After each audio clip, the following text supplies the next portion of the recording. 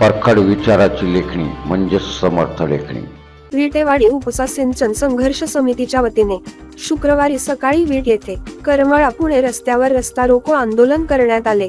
या आंदोलनामध्ये लाभ क्षेत्रातील 40 गावातील मोठ्या संख्येने शेतकरी बांधव उपस्थित होते।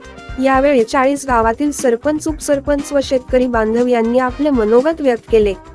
यावेळी उपस्थित सर्व शेतकरी बांधवांनी येणाऱ्या लोकसभा निवडणुकीच्या आचारसंहितेपूर्वी जर योजना मंजूर नाही झाली तर उपस्थित सर्व 40 गावातील शेतकरी बांधव निवडणुकीवर बहिष्कार टाकण्याचा निर्णय घेण्यात आला।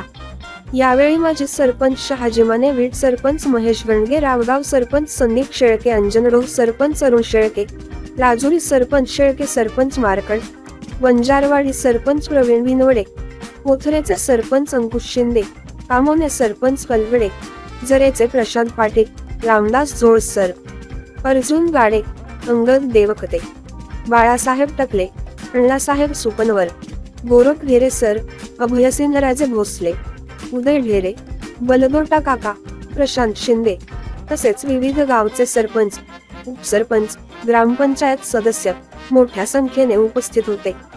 यावेळी उपस्थित सर्व सरपंच, पदाधिकारी व शेतकरी यांच्या वतीने देण्यात आलेले निवेदन मंडल अधिकारी श्री बागवान यांनी स्वीकारले। यावेळी पोलीस अधिकारी श्री टिळेकर, अझर शेख, श्री दळवी यांनी चोख पोलीस बंदोबस्त ठेवला होता।